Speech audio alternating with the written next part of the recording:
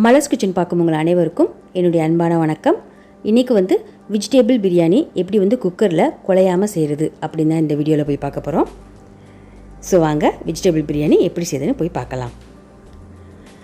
முதல்ல stove on பண்ணி குக்கரில் 1 டேபிள் ஸ்பூன் அளவுக்கு நெய் சேர்த்துக்கலாம். இது கூடவே 5 டேபிள் ஸ்பூன் அளவுக்கு எண்ணெய் சேர்த்துக்கலாம். எண்ணெய் நல்லா சூடான பின்னாடி இதில் 3 ஏலக்காய், 2 பட்டை, 1 பிரிஞ்சி இலை, 1 நட்சத்திர சோம்பு, அப்புறம் 6 லவங்கம் இது எல்லாத்தையுமே சேர்த்துடலாம். சேர்த்துட்டு லேசாக அந்த மாதிரி கலந்து விட்டுறலாம். அதுக்கப்புறமா 2 பெரிய வெங்காயத்தை நீல வாக்கில் கட் பண்ணி வச்சுருக்கேன், இதை சேர்த்துக்கலாம். வெங்காயம் நல்லா வதங்கி பொன்னிறமாக வர்ற வரைக்கும் இதை வதக்கிக்கலாம்.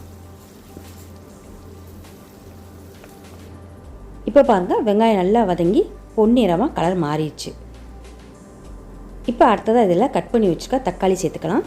2 மீடியம் சைஸ் அளவுக்கு தக்காளியை கட் பண்ணி வச்சுருக்கேன். தக்காளி நல்லா மசிய வதக்கி விட்டுக்கலாம். தக்காளி நல்லா வதங்கின பின்னாடி இதில் இஞ்சி பூண்டு விழுது சேர்த்துக்கலாம். 2 டேபிள் ஸ்பூன் அளவுக்கு இஞ்சி பூண்டு விழுது சேர்க்குறேன். இதோடைய பச்சை வாசனை போகிற வரைக்கும் மிதமான தீயிலே இதை நல்லா வதக்கிக்கலாம். இஞ்சி பூண்டு விழுது பச்சை வாசனை போய் நல்லா வதங்கின பின்னாடி இதில் 4 பச்சை மிளகாய் சேர்க்குறேன்.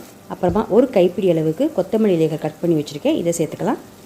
அதே மாதிரி 1 கைப்பிடி அளவுக்கு ஃப்ரெஷ்ஷான புதினா இலைகள் இதையும் சேர்த்துக்கலாம். இப்போ எல்லாத்தையும் ஒரு தடவை மிக்ஸ் பண்ணி விட்டுறலாம்.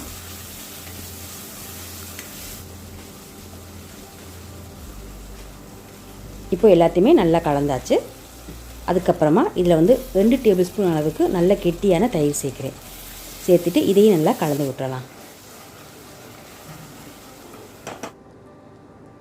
இப்போ அடுத்ததாக எல்லா மசாலா பொடியும் சேர்த்துக்கலாம். 1/2 டீஸ்பூன் மஞ்சள்தூள் சேர்த்துக்கலாம். அப்புறம் 1 டீஸ்பூன் தனி மிளகாய் தூள் சேர்த்துக்கிறேன். நீங்கள் உங்களுக்கு காரத்துக்கு ஏற்றப்ப சேர்த்துக்கோங்க. அப்புறம் 1 டீஸ்பூன் மல்லிப்பொடி, 1 டீஸ்பூன் பிரியாணி மசாலா சேர்க்குறேன். கடைசியாக 1 டீஸ்பூன் கரம் மசாலா தூள். இது எல்லாத்தையுமே சேர்த்துட்டு மிக்ஸ் பண்ணி விட்டுறலாம். இதில் சேர்த்த பொடியோட வாசனையெல்லாம் போகணும். பச்சை வாசனை போயிட்டு இது நல்லா வதங்குற வரைக்கும் ஒரு 2 நிமிஷம் மிதமான தீயிலே இதை வதக்கி விட்டுறலாம்.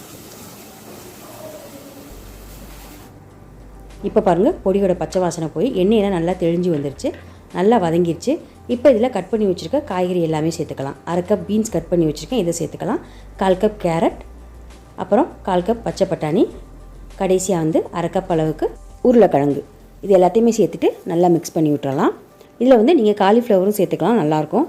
எல்லாத்தையும் நல்லா மிக்ஸ் பண்ணி விட்டுறலாம். சேர்த்த காய்கறி எல்லாமே நல்லா வதங்கி ஒரு 2 நிமிஷம் நல்லா வதக்கி விட்டுறலாம். 2 நிமிஷம் கழித்து நம்ம ஊற வச்சுருக்க பாஸ்மதி அரிசி எல்லாத்தையுமே சேர்த்துலாம்.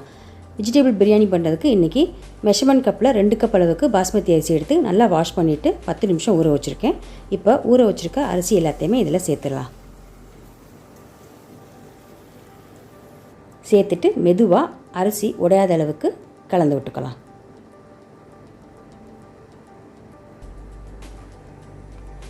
எல்லாத்தையும் நல்லா மிக்ஸ் பண்ணியாச்சு. அதுக்கப்புறமா இதில் தண்ணி அளந்து சேர்த்துடலாம். 2 கப் பாஸ்மதி அரிசிக்கு 3 கப் அளவுக்கு தண்ணி சேர்க்குறேன்.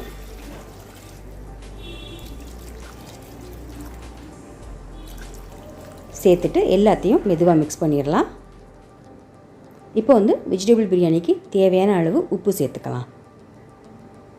சேர்த்துட்டு எல்லாத்தையுமே நல்லா திரும்பவும் மிக்ஸ் பண்ணிடலாம். மிக்ஸ் பண்ணியாச்சு. இப்போ இதை மூடி வச்சு ஒரு 2 விசில் விட்டுறலாம்.